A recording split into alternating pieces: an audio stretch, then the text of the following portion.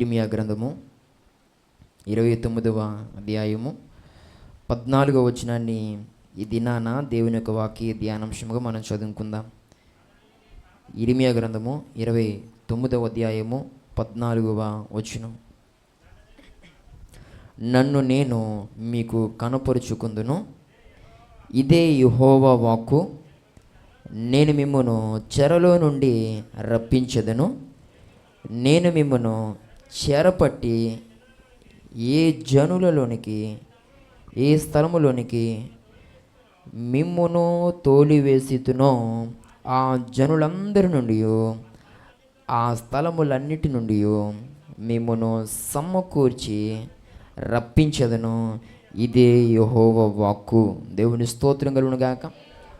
చక్కని మాటను మనం చదువుకున్నాం. దీనిలో నుండి ఒక ఆధ్యాత్మికమైన సందేశాన్ని మనం పరిశీలన చేయడానికి ప్రయత్నం చేద్దాం. దేవుడు మనందరితో మాట్లాడిన ఉన్నాడు.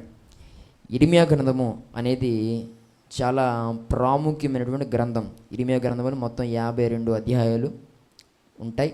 నేను ఎప్పుడు చెప్తాను, చదవగలిగితే వారానికి ఒక అధ్యాయం చదువుకుంటే సంవత్సరానికి ఇర్మియా గ్రంథాన్ని మనం ఖచ్చితంగా పూర్తి చేయగలం. చదవాలంటారా అని అంటే కొన్ని ఆధ్యాత్మికమైనటువంటి మాటలు మనం తెలుసుకోవడం కోసం ఖచ్చితంగా చేయాల్సిన అవసరం ఉందని నేనైతే తెలియజేస్తూ ఉన్నాను.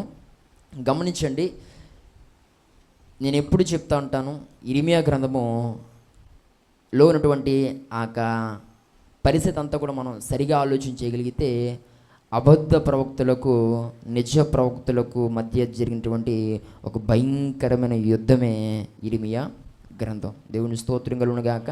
అంటే ఈ ఇర్మియా గ్రంథాన్ని మనము సరిగా చదువుతున్నప్పుడు మనకు అర్థమైపోద్ది.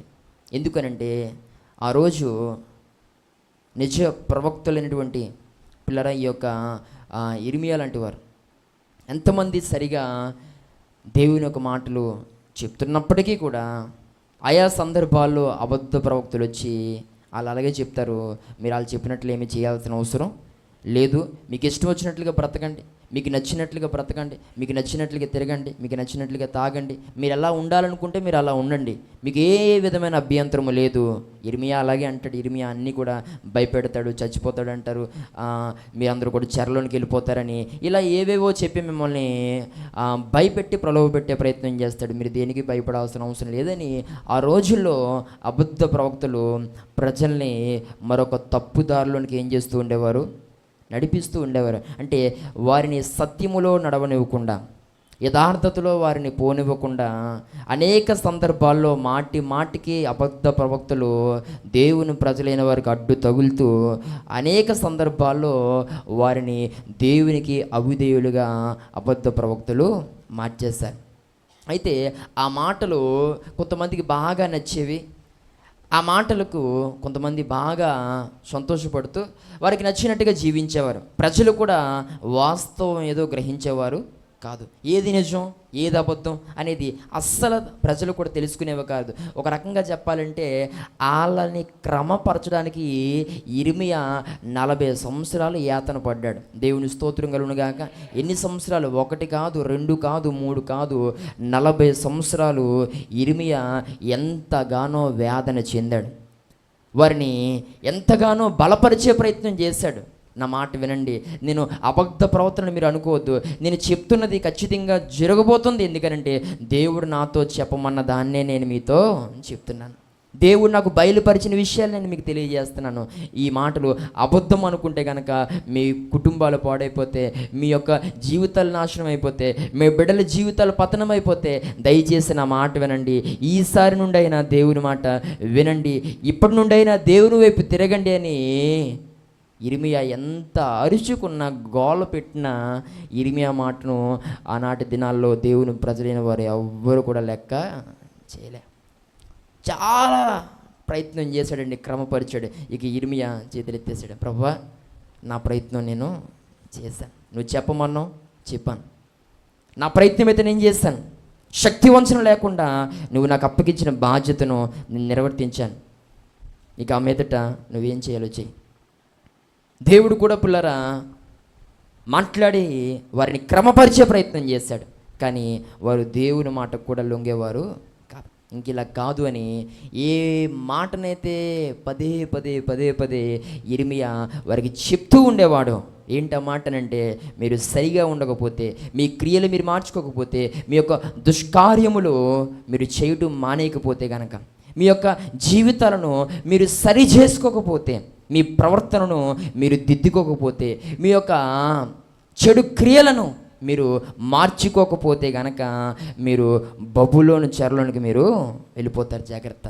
70 సంవత్సరాలు అక్కడ యాతన అనుభవించడం తప్పదు అని ఇర్మియా ఏ మాటనైతే మాటి మాటికి చెప్తూ ఉండేవాడో, ఇక చిట్ట చివరికి దేవుడు ఆ ప్రజలందరినీ కూడా కట్టకట్టి బబులోని చెరలోనికి దేవుడు వారిని తోసేశాడు. ఎందుకు అని అంటే, వారిని నలిపేసి వారిని నాశనం చేసేయాలనేది దేవుని యొక్క ఉద్దేశం అయితే కానే కాదు. దేవుని స్తోత్రం కలుగును గాక.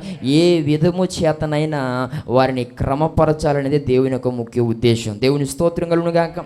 ఈ మాట్లాడుతున్న ప్రియ సహోదరి సహోదరుడా, అయితే ఆనాటి ప్రజలకు దేవుని మాటను కానీ, దైవజనుని మాట కానీ, ఆ హెచ్చరికలు కానీ, ఆ సూచనలు కానీ తీసుకోవడం కొంచెం కష్టంగానే అనిపించి ఉండొచ్చు. కానీ ఆ మాటలు తీసుకోకపోవడాన్ని బట్టి ఇప్పుడు 70 సంవత్సరాలు అతి భయంకరమైనటువంటి చెరలోనికి వారు వెళ్ళిపోయేటువంటి పరిస్థితి వచ్చింది.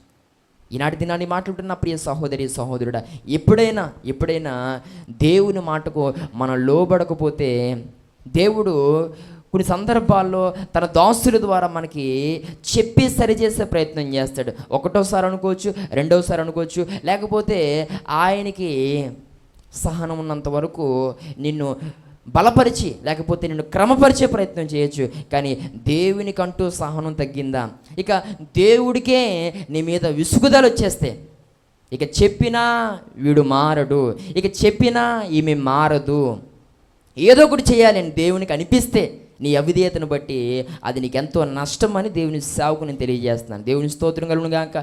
దేవుడు కానీ, లేకపోతే దైవజనుడు కానీ వాక్యానుసారంగా ఇస్తున్నటువంటి ఆ ఫస్ట్ వార్నింగ్కే మనం సెట్ అయిపోవాలి. గట్టిగా చప్పలు కొట్టి దేవుని నామను మనం మహిమపరచాలి. ఏమండి, మనము దేవుని చేత ఒక్క హెచ్చరిక మనం చేయబడితే ఆ హెచ్చరికకు మనం ఇంకా లోబడిపోవాలంతే.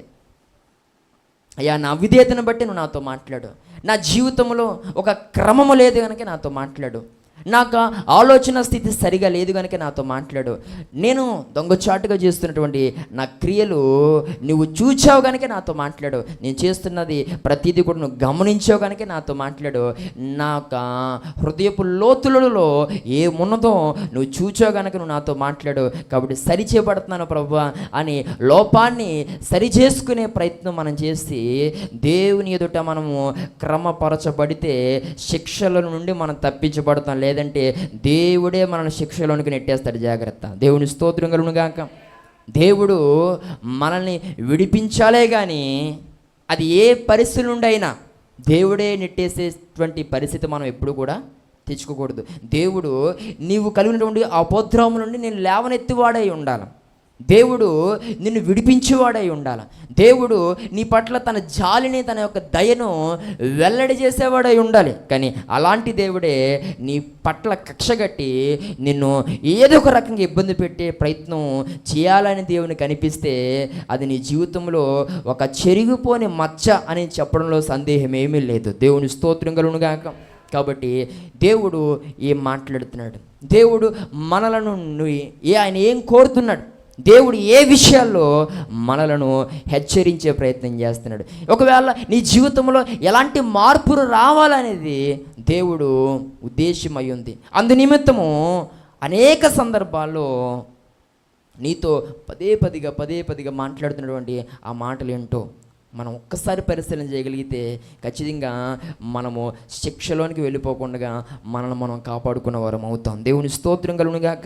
ఈ మాట్లాడుతున్న ప్రియ సహోదరి సహోదరుడా, అయితే ఇక్కడ దేవుని ప్రజల యొక్క పరిస్థితి దేవునికి నచ్చగా వారిని అందరినీ కూడా దేవుడు ఎక్కడికి పంపించాడు? బబులోని చెరలోనికి వారిని పంపించేశాడు. అయితే పిల్లరా, వారితో దేవుడు మాట్లాడుతున్న మాట, వారిని అందరినీ కూడా చెరలోనికి పంపి వారితో దేవుడు మాట్లాడుతున్నాడు ఏంటంటే, నన్ను నేను మీకు కనపరుచుకుందును. ఇదే యెహోవా వాక్కు. చదువుదాం ఒకసారి. నేను మిమ్మను చెరలో నుండి రప్పించెదను. నేను మిమ్మల్ని చెరపట్టి ఏ జనుల్లోనికి, ఏ స్థలములోనికి మిమ్మల్ని తోలివేసెతునో ఆ జనులందరి నుండి, ఆ స్థలముల నుండి నేను మిమ్మల్ని సమకూర్చి మరలా రప్పిస్తాను. నేను మిమ్మల్ని అంటే నేనే మిమ్మల్ని పంపించాను కదా, కాబట్టి నేనే మరలా మిమ్మల్ని ఏం చేస్తాను, రప్పిస్తాను. దేవుని స్తోత్రం కలుగును గాక. అంటే అర్థం చేసుకోవాలి, నువ్వు రెకరెకలాడితే కొన్ని సందర్భాల్లో నిన్ను శ్రమల్లోనికి, సమస్యల్లోనికి పంపించేవాడు ఆయనే, మరలా నిన్ను వాటి నుండి బయటికి రప్పించేవాడు ఆయనే. దేవుని స్తోత్రం కలుగును గాక. ఈ మాటలు ఉంటున్న ప్రియ సహోదరి, సహోదరుడా, కాబట్టి మనం అర్థం చేసుకోవాలి, మన యొక్క భక్తి అనుభవాలను బట్టే దేవుడు మనకి ఇచ్చేటువంటి ఆశీర్వాదం అనేది ఆధారపడి ఉంటుంది. అది మనం పిల్లరా సరిగా మనము కాపాడుకోనప్పుడు ఖచ్చితంగా దేవుని యొక్క శిక్షణ మాత్రమే మనం చూడగలుగుతామని కూడా దేవుని యొక్క సేవకునిగా నేను తెలియజేస్తాను. ఇక్కడ దేవుడు మాట్లాడుతున్నాడు, నేనే మిమ్మను ఆ చెరలోనికి పంపించాను కనుక, ఆ స్థలములోనికి నేనే మిమ్మల్ని పంపించాను కనుక మరలా ఆ జనులందరి నుండి, ఆ స్థలముల నుండి నేను మిమ్మల్ని సమకూర్చి మరలా మీ యొక్క స్వస్థలాలకి, మీ యొక్క నివాస స్థలాలకి నేను మరలా మిమ్మల్ని ఏం చేస్తాను, రప్పిస్తాను. అలా రప్పించి నేను ఏం చేస్తానంటే నన్ను నేను మీకు ఏంటో కనపరుచుకుంటాను. దేవుని స్తోత్రం కలుగును గాక.